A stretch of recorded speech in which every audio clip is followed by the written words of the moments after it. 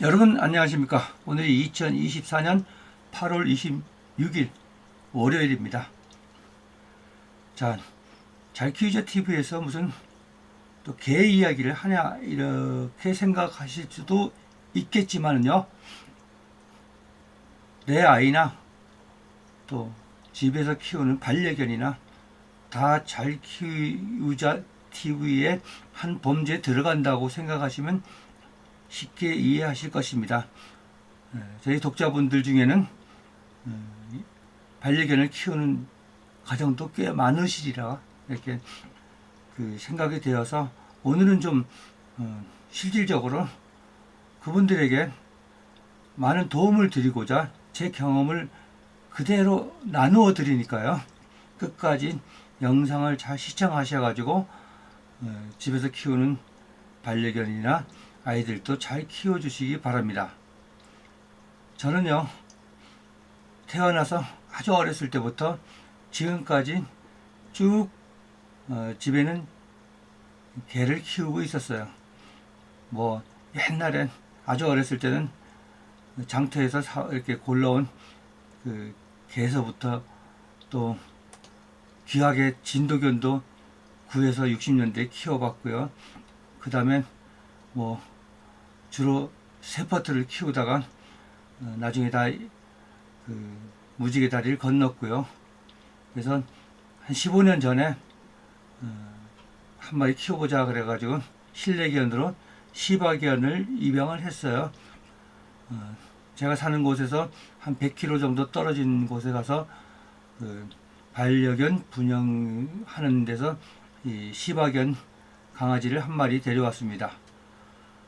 자, 그때까지만 해도 잘 몰랐죠. 그러니까 요즘 속된 말로 개공장이라 그러잖아요.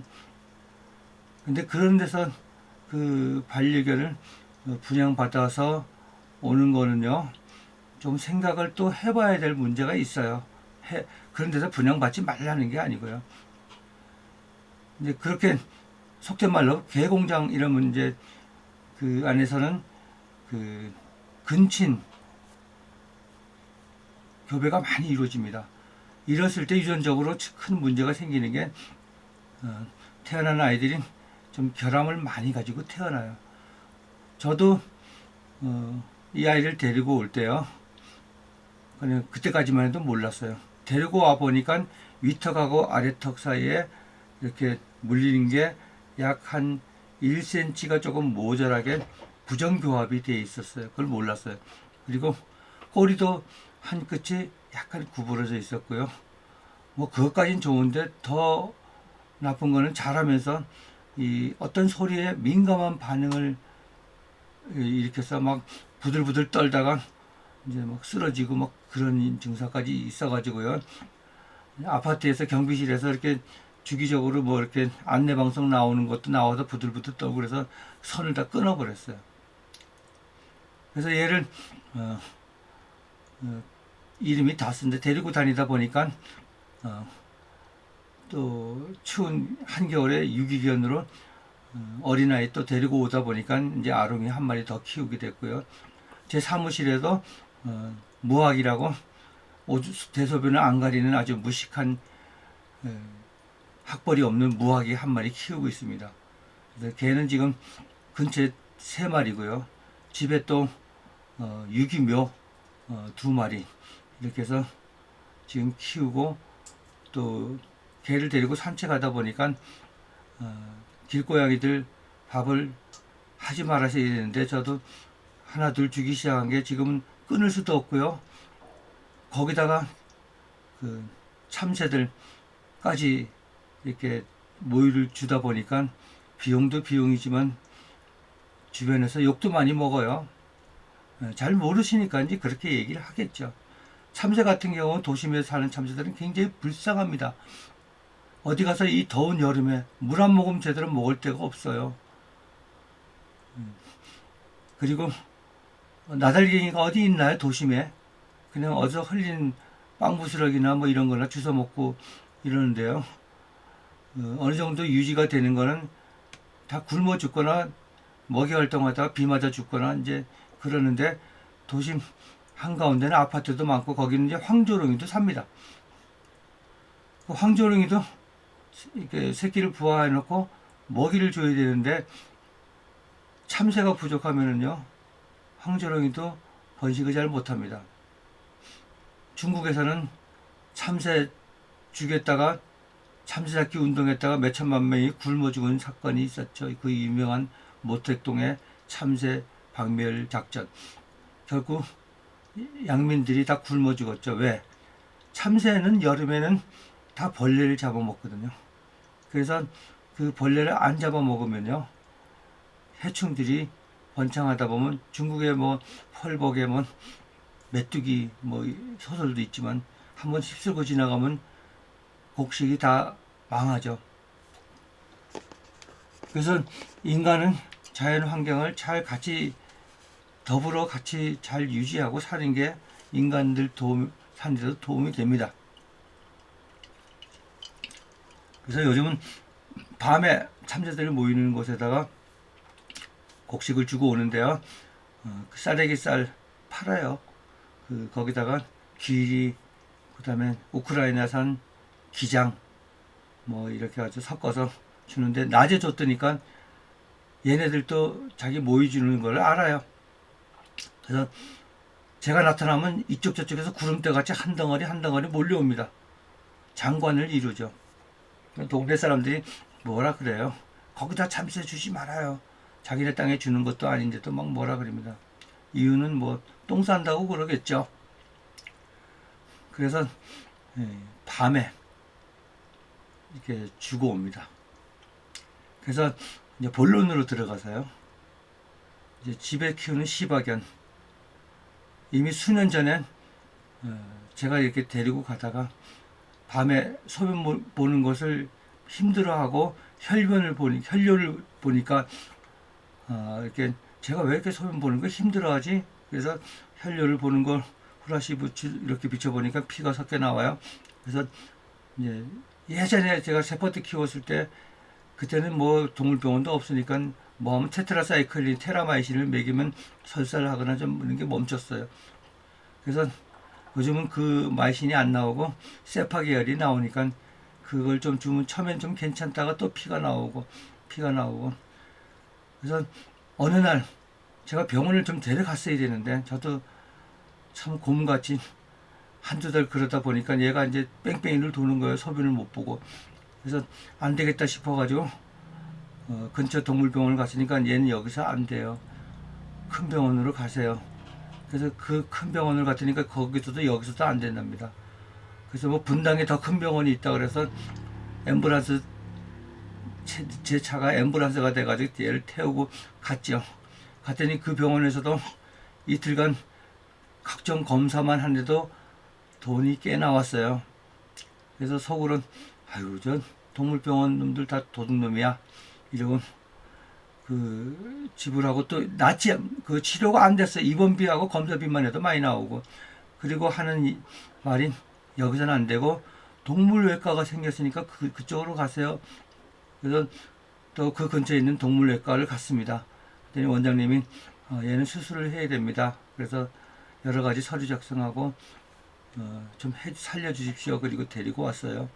그리고 이틀 뒤에 얘를 찾으러 갔더니 그냥 그 유리 이 창이 이렇게 있는데 이렇게 간유리 같이 이렇게 썬팅을 해가지고 그림자만 이렇게 실루엣만 보이도록 이렇게 돼 있었지만 얘가 또 눈치채고는 이만한 갓을 목에 끼고는 꼬리를 흔들면서 내가 왔다고 좋아가지고 비틀비틀하면서 하는 거 보니 얼마나 더 반가운지. 그래서 그 엄청난 비용을 들여서 데리고 왔습니다. 카드를 할부로 끊고요. 자, 그리고 이제 또 같이 목줄을 하고 밤 되면 길고양이 밥 놔주러 가는데 길고양이들을 또 얘만 보면 또 반가워해요. 자기 밥 준다고요. 그래서 몇 달 전에 얘가 이제 기침을 하기 시작하는 거예요. 나이가 15살인데요.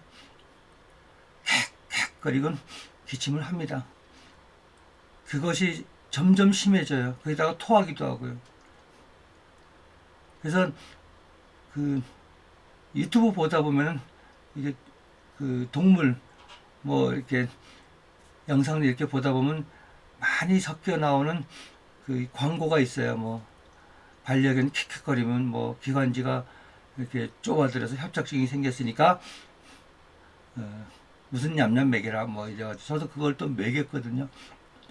별 차도가 없어요. 근데 그것도 비싸더라고요. 그걸 꾸준히 또 먹이면 낫는지 알고 먹였죠. 안 돼요. 그래서 또 친구 약사한테 가서 물론 제가 사는 곳에서도 서울대 수의대 나온 친구가 있어요. 근데 거기 가서 하면은 이 친구가 돈을 안 받아요. 그래서 못 갑니다. 또 다른 지역에 서울대 수의과 나온 동기 이 같은 나이가 있어요. 그 아는 데 가서 부탁하기가 좀 그래요. 그래서 그 근처에 갔더니 동물병 맨 처음에는 약사한테 물어봤더니 기관지 협착증 사람 쓰는 약을 좀 써도 괜찮을 것 같아. 그래서 또 그것도 처방 받아가지고 먹였는데 별 차이가 없어요.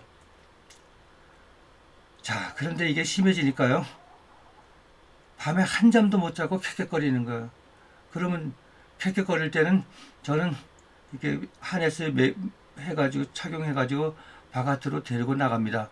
한 30분 걸리면 또 좀 덜해요. 그 집에 왔다 보면 또 한 30분 잠이 들다 보면 얘가 또 쫓아옵니다. 나서 살려달라고 기침이 헐렁헐렁 하면서. 그리고 자꾸 발로 이렇게 나 좀 살려달라고. 그럼 어떻게 해요? 또 일어나서 또 데리고 또 가고. 도저히 안 돼가지고. 근데 얘가요, 동물병원에 가면요, 동물병원 의사분이 어떤 분은 막 도망도 가요. 막 물라 그래가지고. 시바견이 엄살도 심하거든요. 뭐 있는 소리를 다 질러요.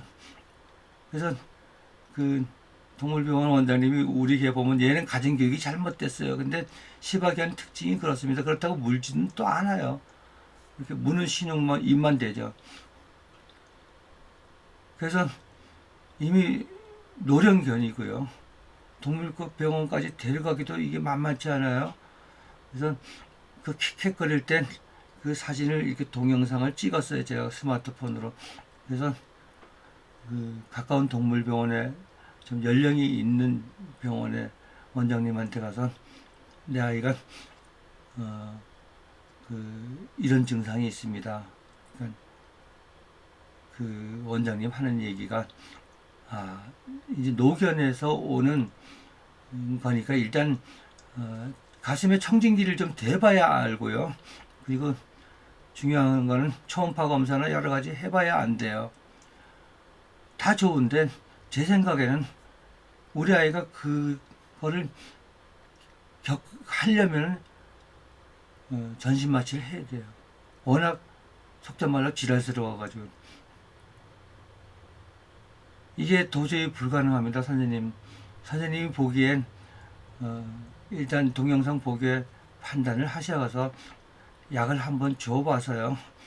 들으면은 그걸로 계속 하는 거고 안 들으면은 뭐 방법이 없지 않습니까? 마취를 한 수밖에요. 그랬더니 잠시 갸우뚱 하더니 약을 지어 주시더라고요. 그러면서 얘는 노견이고 심장에 이게 그 판막이라는 게 있는데 이게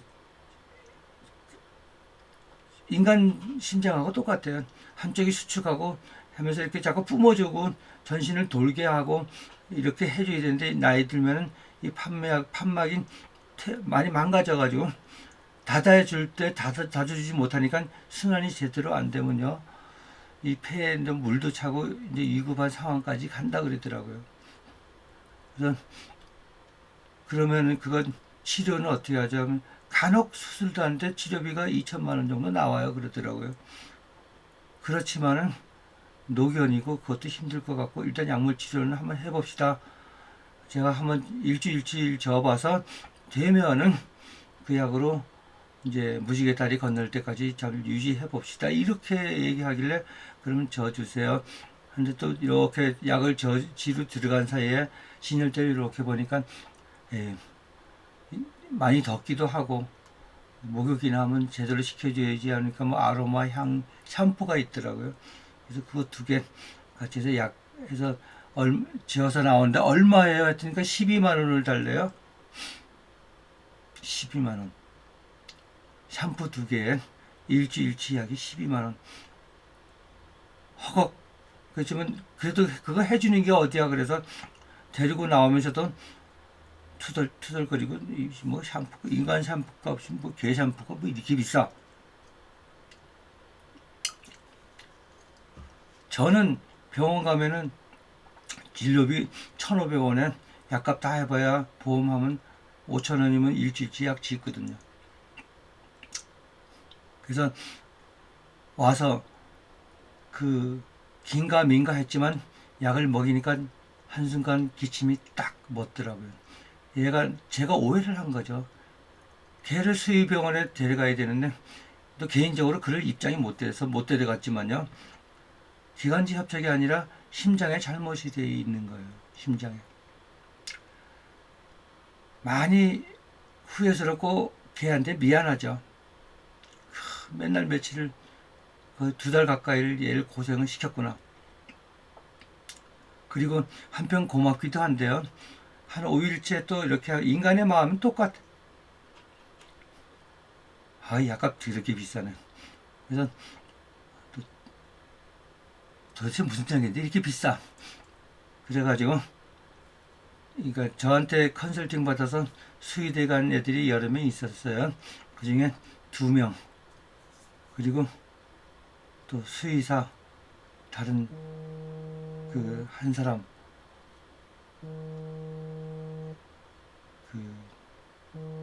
이렇게 해가지고 그 약을 사진을 찍어가지고 이제 보여주고 이게 도대체 무슨 약이냐 그랬더니 뭐 성분명 또 제약회사명 이런 정보를 다 얻게 되었어요.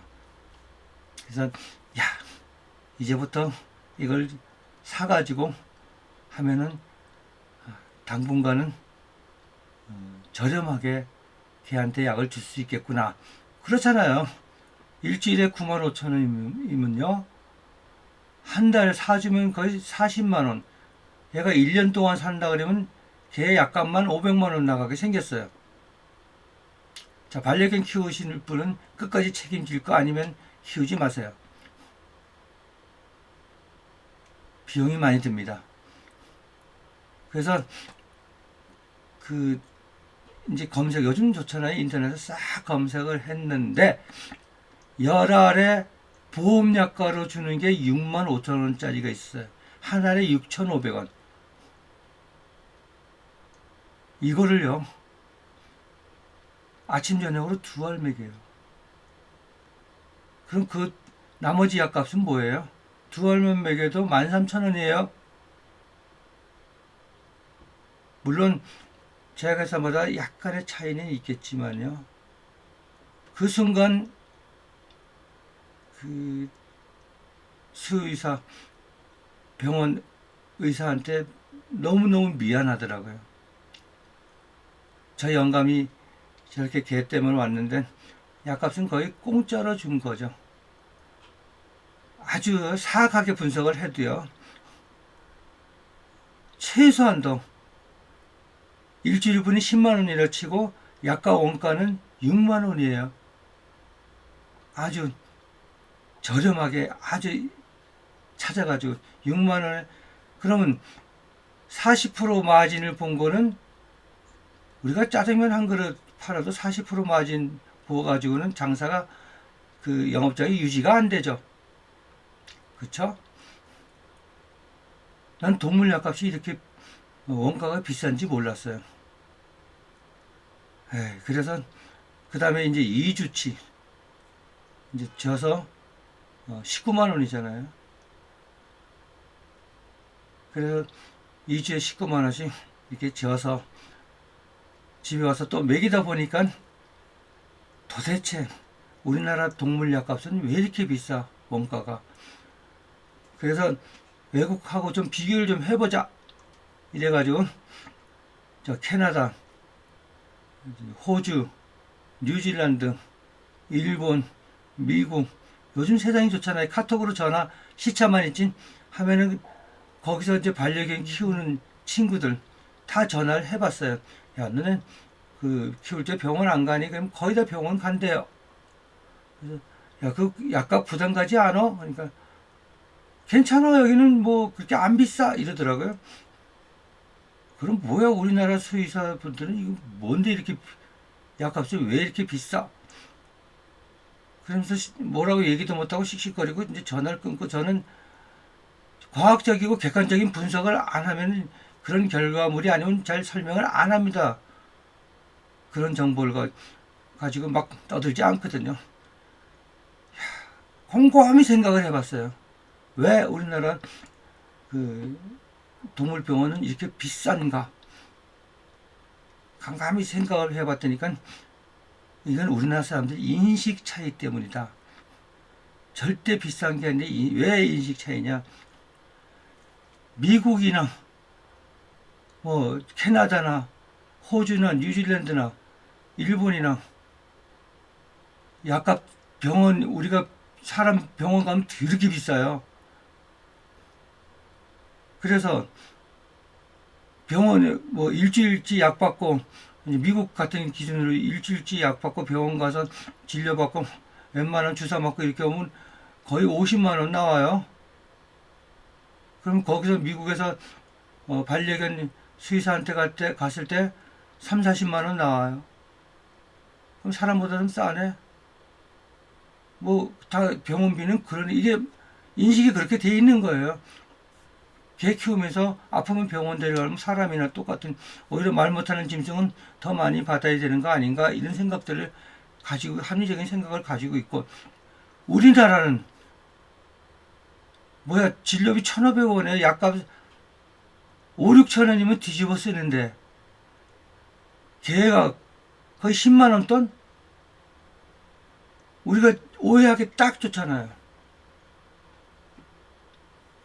우리나라는요, 세계 최고의 의술의 의료 혜택을 받고 있거든요. 상대적으로 세계 최고의 값싸고 좋은 의술을 받고 있으니 개 약값, 소 약값은 돼지 약값을 비싸다고만 느낄 뿐입니다. 오해를 하는 거죠. 우리도 미국처럼 그렇게 의료비 부담했다면 개 약값 당연히 그러리라. 그리고 많은 사람들이 개 키우다 아프면은 뭐 우리가 진료비 드는 정도를 가지고 기준으로 삼고 아파도 뭐 그 정도야 뭐 이러지만요, 키우다 보면 그렇지 않아요. 제가 아이 심장병 때문에 다른 집은 어떻게 하나 다른 뭐 물어보니까 하나 엄마는요, 우리 아이 치료비 때문에 제가 알바를 하고 있어요, 이렇게 얘기를 하더라고요. 그게 비싼 게 아니고 상대적으로 그렇게 느낄 뿐이라는 거죠. 그래서요, 사람은 살면서 끝까지 배우고요, 모든 것을 객관적으로 판단할 수 있는 그 곰곰이 생각하고 판단을 내려야 돼요. 사람은 약은 약사에게, 진료는 의사에게, 반려동물은 수의사에게. 제가 이 얘기 꼭 하고 싶어서 오늘 이 영상을 하거든요. 마찬가지로요, 잘키우자 TV에 오신 구독자 여러분, 또 제 영상을 들으시는 분들, 내 아이나 반려견이나 다 잘 키워야 되거든요. 그 잘 키우기 위해서는요, 가장 객관적인 자료, 그리고 많은 노력을 해야 돼요. 그리고 정확한 분석에 의한 결론으로 내 아이를 공부를 시켜야 됩니다. 이게요, 정확하지 않으면요, 저처럼 처음에 우리 개가 고생했듯이 방송 보고 캑캑거려, 아이가 기침을 쌀에 들린 것처럼 캑캑거려 이랬을 때는 무슨 냠냠 먹이고 뭐 기관지 협장찌개야 이러면서 오판을 내려서 이 정도면 다 돼, 비싸지만 한번 먹여봐 하고, 또 뭐 조금 혈료를 본다면 항생제 막 주고 이러다 보면 때를 놓치고 잘못된 길로 가게 됩니다. 마찬가지로 제가 오늘 영상에서 뭐 개 이야기 하냐 그러겠지만요. 내 아이 키우는 것도 마찬가지예요. 여러분들이 내 아이를 키우기 위해서 많은 정보를 얻잖아요. 근데 내 아이한테 안 맞는 정보, 정확한 정보를 얻었다 그래도요, 내 아이한테 안 맞는 정보가 더 많습니다. 그 모범 답안이라고 잘못 적용했다가 나중에 뒤통수 크게 맞죠. 그래서요,